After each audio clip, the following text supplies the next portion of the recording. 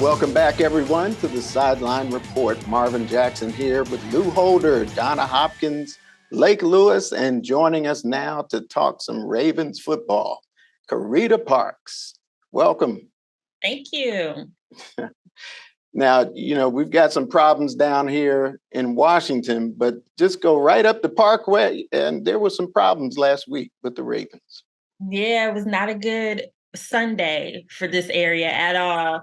The Ravens, they dropped the ball literally and figuratively. They were playing the Steelers, and mistakes just played them the entire game. There were three turnovers, 5 drops. Like, the receivers just did not do Lamar Jackson any favors.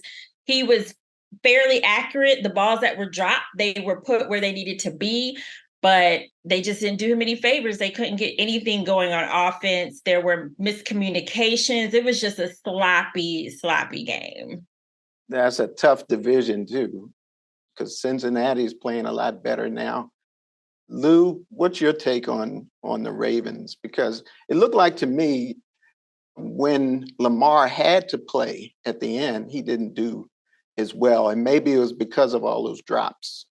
Yeah, I think the last time we had spoken, we talked about how the Ravens just didn't look they just didn't look in sync even going into that game.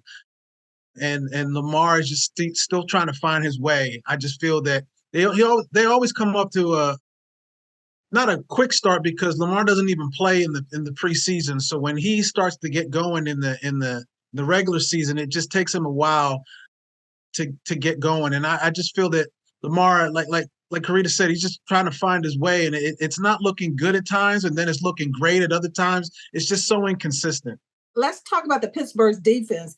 The Pittsburgh's defense played solid ball down the stretch when they had to make plays. And so this is a Pittsburgh team that is not really great this year, but it's a divisional game, but they just played tough. They made plays when they had to make plays down the stretch. And I said a few weeks ago that this Baltimore team is beat up right now. The receivers are not playing well. Lamar Jackson really is not playing that well, because you look at the wins that they've had, it's not like that they played solid this year already. But Pittsburgh, you got to give them a little credit, because their defense, despite their offensive woes, their defense isn't that bad. Carina, I've heard some people say, well, maybe Lamar is not quite earning that big money, that big bag he got. What do you say to that? In my opinion, I disagree with that. I mean, from what I'm seeing from Lamar, he's getting used to a new system. So it's not just that he didn't play in the preseason. He's getting used to a new system. He has more weapons on the field than he's ever had. Personally, I think he's still adjusting to spreading the ball around. And on Sunday against the Steelers, in my opinion, that was the first time that he really spread the ball around to all of his receivers. I also felt like it was the first time Todd Monken actually incorporated all of the receivers throughout the games. Mark Andrews as well, who also had a drop. So I just really think that right now Lamar is adjusting to the system, adjusting to the new situation around him. But he's been fairly accurate, I will say. The games that they've won, it's been a balanced game between the run game and his passing game. And on Sunday, quite frankly, really the biggest mistakes he made were at the very end of the game. And at that point, I kind of think he probably lost confidence in his receivers. And Mark Andrews is his go-to, and even he was having a bad game. The running back had already fumbled the ball, so I think he was forcing it to Odell Beckham Jr. in the end zone, and it got intercepted. And how can you really talk about Lamar? It's not like there's other quarterbacks in the league just lighting it up right now. I mean, there are some, but Lamar is not playing the worst in the league right now. I think people are just going to always find something when it comes to him. Lake, what's your take, man? Yeah, I mean, I agree with Carina. I think, I literally watched that game, and Lamar played well, believe it or not, up until late in the fourth quarter. And there were several plays. I mean, there was a play to Nelson Aguilar down the sidelines. He catches the ball. The Ravens go up 17-0. So, when you have drops from your receivers, and I think Zay Flowers, who's had a really strong start to his rookie campaign, this was his worst game as a rookie. He had a lot of drops. So I think I agree with Karita. By the end of the game, Lamar Jackson had just lost confidence in his guys, and the game had gotten away from them at that point. There was a time in the game, too, where they were faced with a 4th and 1 from the goal line, and they decided to go for it. And they were up 10-0 at the time. This was in the third quarter. I think if they kicked the field goal, it would have been 13-0.